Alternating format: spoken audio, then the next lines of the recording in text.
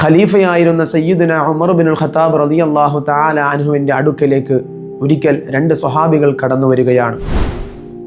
Umar ബിനുൽ Khattab റളിയല്ലാഹു തആല അൻഹുവിൻ്റെ മുന്നിലേക്ക് ഈ രണ്ട് സ്വഹാബികൾ കടന്നു വന്നിട്ട് അവരുടെ ആവശ്യം പറഞ്ഞു. അല്ലയോ ഖലീഫയായ ഉമർ ബിനുൽ ഖത്താബ് തങ്ങളെ, എനിക്കൊരു പരാതിയുണ്ട്. എൻ്റെ കൂടെ വന്നിരിക്കുന്ന ഈ സ്വഹാബി എൻ്റെ പ്രിയപ്പെട്ട പിതാവിനെ നിഷ്ഠൂരം കൊലപ്പെടുത്തിയിരിക്കുന്നു. അതിൽ പൂർണ്ണമായ ഒരു നീതി എനിക്ക് ലഭിക്കണം. അതിനുവേണ്ടിയാണ് അങ്ങയുടെ മുന്നിലേക്ക് ഞാൻ കടന്നു വന്നത്.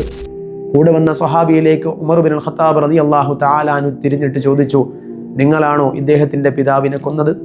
അദ്ദേഹം പറഞ്ഞു, അതെ, ഞാനാണ്. ഉമർ ബിനുൽ ഖത്താബ് റളിയല്ലാഹു തആല അൻഹു ഞെട്ടിത്തെറിച്ചിട്ട് ചോദിച്ചു, എന്ത് കാരണം കൊണ്ടാണ് നിങ്ങൾ കൊലപ്പെടുത്തിയത്? ഉമർ ബിനുൽ ഖത്താബ് റളിയല്ലാഹു തആല അൻഹുവിൻ്റെ ചോദ്യത്തിന് അദ്ദേഹം മറുപടി പറഞ്ഞു, ഏറെ നാളത്തെ എൻ്റെ പ്രയത്നം കൊണ്ട്, ഒരുപാട് നാളത്തെ എൻ്റെ ആഗ്രഹം കൊണ്ട്, ഞാൻ സ്വരുക്കൂട്ടിയ എൻ്റെ സമ്പത്ത് കൊണ്ട് ഞാൻ ഒരു വലിയ തോട്ടം വാങ്ങിക്കുകയുണ്ടായി. ആ തോട്ടത്തിലേക്ക് നിരന്തരം എൻ്റെ കൂടെ വന്നിരിക്കുന്ന പരാതിക്കാരനായ സ്വഹാബിയുടെ പിതാവ് കടന്നു വരും. ഞാൻ പലപ്പോഴും അദ്ദേഹത്തോട് പറയാറുണ്ട്, എൻ്റെ തോട്ടത്തിലേക്ക് നിങ്ങൾ കടന്നു വരരുത്. പല പ്രാവശ്യം പല ആവർത്തി ഞാൻ പറഞ്ഞിട്ടും അദ്ദേഹം ഒരു നിമിഷം പോലും അതിനെ ചെവിക്കൊള്ളാതെ വീണ്ടും വീണ്ടും വീണ്ടും എൻ്റെ തോട്ടത്തിലേക്ക് കടന്നു വന്നു. അവസാനം എൻ്റെ ക്ഷമ നശിച്ചപ്പോൾ, എനിക്ക് ദേഷ്യം വന്നപ്പോൾ ഞാൻ ഇദ്ദേഹത്തിൻ്റെ പിതാവിനെ കൊലപ്പെടുത്തിയെന്ന് സയ്യിദുന ഉമർ ബിനുൽ ഖത്താബ് റളിയല്ലാഹു തആല അൻഹുവിനോട് മറുപടി പറഞ്ഞു. ഉമർ ബിനുൽ ഖത്താബ് റളിയല്ലാഹു തആല അൻഹു അദ്ദേഹത്തോട് പറഞ്ഞു, അങ്ങനെയാണെങ്കിൽ പൂർണ്ണമായും ഇദ്ദേഹത്തിൻ്റെ പിതാവിനെ നിങ്ങളാണ് കൊലപ്പെടുത്തിയതെങ്കിൽ ഇവിടെ ഖിസാസ് നടപ്പാക്കേണ്ടി വരും. എന്താണ് ഖിസാസ്? ഏതൊരു വ്യക്തി മുഖേനയാണോ ആർക്കെങ്കിലും ഏതെങ്കിലും നഷ്ടങ്ങൾ ഉണ്ടായിട്ടുള്ളത്, അത് ഏത് തരത്തിലുള്ള നഷ്ടമാണെങ്കിലും അതേ നഷ്ടം ആര് കാരണമായിട്ടാണോ ഉണ്ടായത് ആ വ്യക്തി അനുഭവിക്കേണ്ടി വരും. ഇവിടെ പരാതിക്കാരനായ സ്വഹാബിയുടെ പിതാവ് മരണപ്പെട്ടു. ആ കാരണം കൊണ്ട് തന്നെ ആ കൊലപ്പെടുത്തിയ മരണത്തിലേക്ക് കടന്നുപോയ ആ പിതാവിൻ്റെ കാരണക്കാരൻ ആരാണോ, ഈ സ്വഹാബിയും വധശിക്ഷയ്ക്ക് വിധിക്കേണ്ടി വരും, വധശിക്ഷയിലേക്ക് കടന്നു പോകേണ്ടി വരും.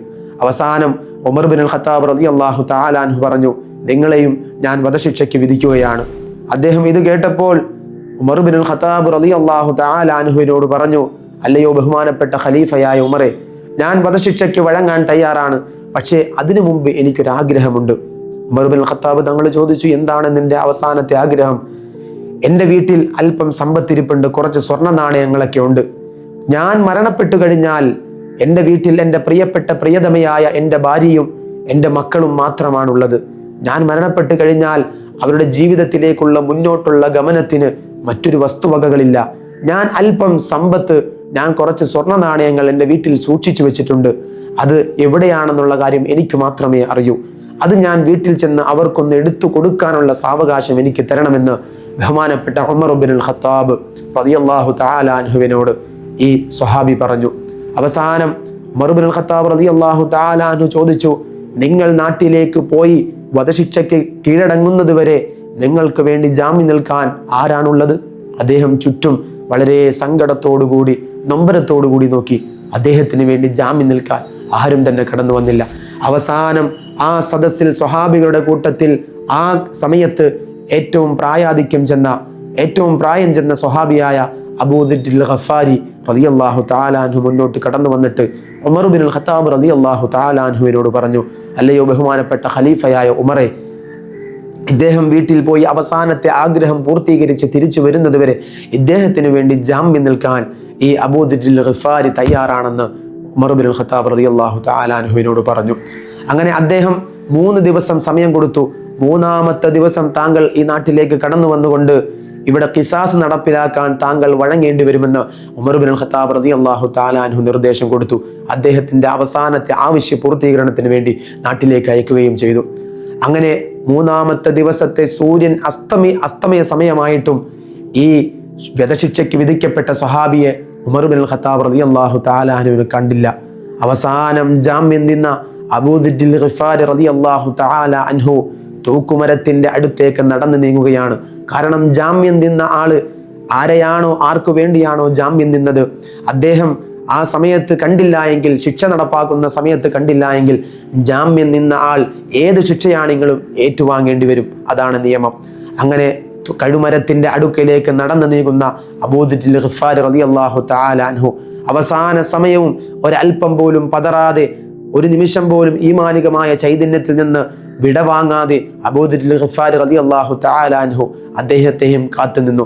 അവസാനം അദ്ദേഹത്തെ കഴുമരത്തിലേക്ക് തൂക്കുന്നതിന് തൊട്ടുമുമ്പ് അങ്ങകലെ ദൂരെ നിന്ന് പൊടികൾ പാറിപ്പറത്തിക്കൊണ്ട് കുതിരപ്പുറത്ത് ഒരു സ്വഹാബി അതിവേഗത്തിൽ വന്നു വരികയാണ്. എല്ലാ സ്വഹാബികളും ഇത് ആ ശിക്ഷയ്ക്ക് വിധിക്കപ്പെട്ട സ്വഹാബിയാണെന്ന് മനസ്സിലാക്കി അദ്ദേഹത്തെ കാത്തുനിന്നു. അദ്ദേഹത്തെ അടുത്തടുത്തേക്ക് വന്നപ്പോൾ മനസ്സിലായി അതേ അവസാനത്തെ ആഗ്രഹ പൂർത്തീകരണത്തിന് വേണ്ടി ശിക്ഷയ്ക്ക് വിധിക്കപ്പെട്ട ആ സ്വഹാബിയാണ് മടങ്ങി വന്നിരിക്കുന്നത്. അങ്ങനെ ഉമർ ബിൻ ഖത്താബ് റളിയല്ലാഹു തആല അൻഹുവിൻ്റെ അടുക്കൽ ഹാജരായി. ഉമർ ബിൻ ഖത്താബ് റളിയല്ലാഹു തആല അൻഹു വളരെ അത്ഭുതത്തോടു കൂടി ആ സ്വഹാബിയോട് ചോദിച്ചു, അല്ലയോ സ്വഹാബ, താങ്കളെ വധശിക്ഷയ്ക്കാണ് ഞാൻ വിധിച്ചിരുന്നത്. അങ്ങയ്ക്ക് രക്ഷപ്പെടാനുള്ള ഒരു അവസരമുണ്ടായിട്ടും എന്തുകൊണ്ടാണ് താങ്കൾ രക്ഷപ്പെടാതെ ഈ വധശിക്ഷ ഏറ്റെടുക്കാൻ വേണ്ടി, അത് ഏറ്റുവാങ്ങുന്നതിന് വേണ്ടി കടന്നു വന്നതെന്ന് അദ്ദേഹത്തോട് ഉമർ ബിൻ ഖത്താബ് റളിയല്ലാഹു തആല അൻഹു ചോദിച്ചപ്പോൾ എല്ലാവരെയും അത്ഭുതപ്പെടുത്തിക്കൊണ്ട് അദ്ദേഹം ഒരു മറുപടി പറയുകയുണ്ടായി. ഞാനെങ്ങാനും ഈ വധശിക്ഷയിൽ നിന്ന് രക്ഷപ്പെട്ടാലും ദുനിയാവിൽ എനിക്ക് രക്ഷപ്പെടാൻ കഴിയും. പക്ഷേ സംഹാരകർത്താവായ പടച്ച റബ്ബിന്റെ മുന്നിൽ നിന്ന് ഈ പാവപ്പെട്ട ഈ സ്വഹാബി ഒരു തെറ്റ് ചെയ്തിട്ടും എങ്ങനെ രക്ഷപ്പെടാൻ കഴിയുമെന്ന് ഉമർ ബിൻ ഖത്താബ് റളിയല്ലാഹു തആല അൻഹുവിനോട് ഒരു കൂസലുമില്ലാതെ ആവേശത്തോടെ ആർജവത്തോടെ മറുപടി പറയുമ്പോൾ പിതാവ് മരണപ്പെട്ട പരാതിയുമായി കടന്നു വന്ന് നീതി നടപ്പാക്കണമെന്ന് പറഞ്ഞു വന്ന ആ സ്വഹാബി, വധശിക്ഷ നേരിൽ കാണുന്നതിന് വേണ്ടി അവിടെ ഹാജരായ ആ സ്വഹാബി ഇദ്ദേഹത്തിന്റെ മറുപടി കേട്ട് വല്ലാതെ അത്ഭുതപ്പെട്ടു പോവുകയാണ്. ഈ ഒരു തിരിച്ചറിവ്, അള്ളാഹുവിനോട് അത്രത്തോളം ബാധ്യതയും അള്ളാഹുവിനേക്ക് അത്രത്തോളം സൂക്ഷ്മതയോടുകൂടിയും ജീവിക്കുന്ന ഒരു സ്വഹാബിയെയാണോ ഒരു മരണത്തിന്, എൻ്റെ പിതാവിൻ്റെ മരണത്തിന് പകരമായി മരണപ്പെടാൻ ഞാൻ അവസരമൊരുക്കി കൊടുത്തതെന്ന ഒരു ചിന്ത അദ്ദേഹത്തിൻ്റെ മനസ്സിലേക്ക് കടന്നു വന്നു. അവസാനം ആ കഴുമരത്തിൻ്റെ അടുത്തേക്ക് നടന്നു നീങ്ങിയ സ്വഹാബിയുടെ കൈയും പിടിച്ചുകൊണ്ട് ഉമർ ബിൻ ഖത്താബ് റളിയല്ലാഹു തആല അൻഹുവിനോട് പറഞ്ഞു, അല്ലയോ ഖലീഫയായ ഉമറെ, ഞാൻ ഏതൊരു പരാതിയുമായിട്ടാണോ കടന്നു വന്നത്, എൻ്റെ പിതാവിനെ കൊലപ്പെടാൻ മരണത്തിലേക്ക് കടന്നു പോകാൻ കാരണക്കാരനായ ഈ സ്വഹാബിക്ക് പൂർണ്ണമായും ഞാൻ മാപ്പ് ചെയ്തു കൊടുത്തിരിക്കുന്നു, ഞാൻ പൂർണ്ണമായും പുറത്തു കൊടുത്തിരിക്കുന്നു, ഇദ്ദേഹത്തെ മരണപ്പെടാൻ ഞാൻ അനുവദിക്കുകയില്ല എന്ന് ഖലീഫയായ ഉമർ ബിൻ ഖത്താബ് റളിയല്ലാഹു തആല അൻഹുവിനോട് മറുപടി പറയുകയുണ്ടായി. ഈ ഒരു ചരിത്രത്തെ സമകാലികമായ നമ്മുടെ ചുറ്റുപാടിലെ ചർച്ചകളിലേക്ക് നാം ഒന്ന് ചേർത്ത് വായിച്ചു നോക്കുകയാണെങ്കിൽ രാജ്യത്തിനകത്തും പുറത്തും ഏറ്റവും കൂടുതൽ നിലവിൽ ചർച്ച ചെയ്തുകൊണ്ടിരിക്കുന്ന വിഷയം അതേ വിശുദ്ധമായ ദീനുൽ ഇസ്ലാമിലെ നീതിപൂർണമായ ഖിസാസുമായി ബന്ധപ്പെട്ടതാണ്. ഏതൊരു വ്യക്തി മുഖേനയാണോ അവന് നഷ്ടങ്ങൾ ഉണ്ടാകുന്നത്, ആ നഷ്ടം ഏത് രൂപത്തിലാണോ ഏത് പ്രക്രിയകളിലൂടെയാണോ അതേ നഷ്ടം അതിന് ഉത്തരവാദിയായ മനുഷ്യനും ഏറ്റെടുക്കേണ്ടി വരും. ഇതേ രൂപത്തിലാണ് വിശുദ്ധമായ ദീനുൽ ഇസ്ലാമിൻ്റെ ഏറ്റവും മഹിതമായ നീതിപൂർണമായ ഖിസാസ് നടപ്പിലാക്കുന്നത്. പക്ഷേ അവിടെയെല്ലാം വിശുദ്ധമായ ദീനുൽ ഇസ്ലാം ഈ ഖിസാസുമായി ബന്ധപ്പെട്ട് നടത്താൻ പറയുന്ന കാര്യങ്ങൾക്ക് മുമ്പ് പറയുന്നത്, ആ ഖിസാസ് നടത്തുന്നതിന് മുമ്പ് ആ ഖിസാസ് നടത്തുന്നതിനേക്കാൾ ഏറ്റവും ഖൈർ, ഏറ്റവും നന്മയായ പ്രവർത്തനം എന്ന് പറയുന്നത് അത് മാപ്പ് ചെയ്തു കൊടുക്കലാണ്. ഉദാഹരണത്തിന് പറയുകയാണെങ്കിൽ, ഒരു വ്യക്തി മറ്റൊരു വ്യക്തിയുടെ കരങ്ങളാൽ മറ്റൊരു വ്യക്തിയുടെ പ്രവർത്തനങ്ങൾ കൊണ്ട് മരണപ്പെട്ടു കഴിഞ്ഞാൽ ആ കുടുംബക്കാർക്ക് ഖിസാസ് നീതിപൂർണമായ രീതിയിൽ ഖിസാസ് നടത്താനുള്ള അവകാശമുണ്ട്. പക്ഷേ ആ കുടുംബക്കാർ ഏറ്റവും കൂടുതൽ അവിടെ ഖിസാസ് നടത്തുന്നതിനേക്കാൾ നന്മയായ പ്രവർത്തനമായിട്ട് വിശുദ്ധമായ ദീനുൽ ഇസ്ലാം പഠിപ്പിക്കുന്ന പ്രവർത്തനം എന്ന് പറയുന്നത് ഒന്നില്ലെങ്കിൽ ദീയത്തിലൂടെ മാപ്പ് ചെയ്തു കൊടുക്കുക, അല്ലെങ്കിൽ നിരുപാധികം മാപ്പ് ചെയ്തു കൊടുക്കുക. ദീയത്ത് എന്ന് പറഞ്ഞാൽ നമുക്കറിയാം, ബ്ലഡ് മണി. ആ മരണപ്പെട്ട വ്യക്തിക്ക് പകരമായിട്ട് ആര് മുഖേനയാണോ അവൻ മരണപ്പെട്ടത്, അവൻ ഈ മരണപ്പെട്ട വ്യക്തിയുടെ കുടുംബത്തിന് ബ്ലഡ് മണി കൊടുക്കണം, സാമ്പത്തികമായി കൊടുക്കണം. പക്ഷെ അതിനേക്കാളും ഖൈർ നിരുപാധികം ഒന്നും തന്നെ നിബന്ധനകൾ വെക്കാതെ ആര് മുഖേനയാണോ കൊല്ലപ്പെട്ടത് ആ വ്യക്തിക്ക് മാപ്പ് കൊടുക്കലാണ്. അത് തന്നെയാണ് വിശുദ്ധമായ ദീനുൽ ഇസ്ലാം പഠിപ്പിക്കുന്ന മാനവികത. എന്താണ് വിശുദ്ധമായ ദീനുൽ ഇസ്ലാമിൻ്റെ ഏറ്റവും പരമോന്നത ഗ്രന്ഥമായ വിശുദ്ധമായ ഖുർആൻ പഠിപ്പിക്കുന്നത്? വമൻ അഹ്യാഹാ ഫകഅന്നമാ അഹ്യന്നാസ ജമീഅ. ഒരു വ്യക്തി മറ്റൊരു വ്യക്തിയുടെ ജീവഹാനിയിൽ നിന്ന് എങ്ങനെയാണോ അവന് സംരക്ഷിക്കാൻ കഴിയുന്നത്, അങ്ങനെ സംരക്ഷിച്ചു കഴിഞ്ഞാൽ അവൻ മുഴുവൻ ജനങ്ങളെയും സംരക്ഷിച്ചവനെ പോലെയാണെന്ന് വിശുദ്ധമായ ഖുർആൻ പഠിപ്പിക്കുകയാണ്.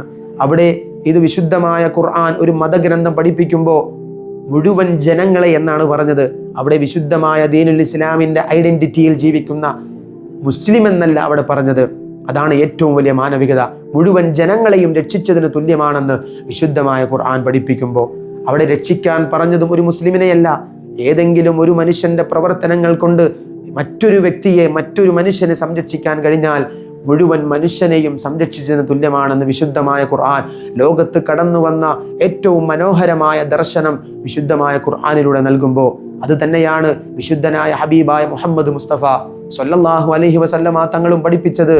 ബഹുമാനപ്പെട്ട അബ്ദുല്ലാഹ് ബിൻ മസ്ഊദ് റളിയല്ലാഹു തആല അൻഹുവിനോട് ഒരിക്കൽ നബി തങ്ങൾ കൽപ്പിക്കുകയാണ്, ഒരു ജൂതയായ സ്ത്രീ എൻ്റെ പരിസരത്ത് ജീവിക്കുന്നുണ്ട്. ആ ജൂതയായ സ്ത്രീക്ക് മുന്നോട്ടു പോകാൻ അതുപോലെ തന്നെ ഭക്ഷണ പദാർത്ഥങ്ങളോ വെള്ളങ്ങളോ മറ്റൊന്നുമില്ല. വീട്ടിൽ ആ വൃദ്ധയായ ജൂതയായ സ്ത്രീ തനിച്ചാണ് താമസം. അതുകൊണ്ട് ആ സ്ത്രീക്ക് വേണ്ട എല്ലാ കാര്യങ്ങളും, മുന്നോട്ടു പോകാനുള്ള എല്ലാ ഭക്ഷണ പദാർത്ഥങ്ങൾ ഉൾപ്പെടെ വെള്ളം ഉൾപ്പെടെ എന്തെല്ലാം കാര്യങ്ങളാണോ ആ സ്ത്രീക്ക് ആ വീട്ടിൽ ആവശ്യമുള്ളത് അതെല്ലാം നീ നടത്തി നൽകണമെന്ന് ബഹുമാനപ്പെട്ട അബ്ദുല്ലാഹി ബിൻ മസ്ഊദ് റളിയല്ലാഹു തആല അൻഹുവിനോട് ഹബീബായ നബി തങ്ങൾ കൽപ്പന കൊടുക്കുമ്പോൾ അവിടെ നാം മനസ്സിലാക്കേണ്ടത് അതൊരു മുസ്ലിമായ സ്ത്രീ ആയിരുന്നില്ല. അത് വിശുദ്ധമായ ദീനുൽ ഇസ്ലാമിനെ സദാസമയം ക്രൂശിക്കുകയും ഇസ്ലാമിനെ സദാസമയം വ്രണപ്പെടുത്താനുള്ള ചർച്ചകൾ നടത്തിക്കൊണ്ടിരുന്ന, ഫിത്നയുമായി കടന്നുപോയിക്കൊണ്ടിരുന്ന ഒരു സ്ത്രീയുടെ മേലാണ് ഏറ്റവും മാനുഷികമായ പരിഗണന. വിശുദ്ധമായ ദീനുൽ ഇസ്ലാം നൽകുന്ന ഏറ്റവും മനോഹരമായ മഹിതമായ പ്രഥമവും പ്രധാനവും പ്രമാദവുമായ മാനവികത എന്ന് പറയുന്ന സന്ദേശം ആ സ്ത്രീയിലൂടെ ഹബീബായ മുഹമ്മദ് മുസ്തഫ സ്വല്ലല്ലാഹു അലൈഹി വസല്ലമ തങ്ങൾ നൽകിയത്. ഇവിടെ ഈ ചർച്ചകൾ, ഈ സമകാലികമായ ഏറ്റവും ചൂടുള്ള ചർച്ചകൾ ഈ കാലഘട്ടത്തിൽ നടക്കുമ്പോൾ ഒരു കാര്യം മാത്രം നാം മനസ്സിലാക്കുക, ഒരാളുടെ മരണം മറ്റൊരാളുടെ മരണത്തിന് പരിഹാരമാവുകയില്ല. ഓർക്കുക.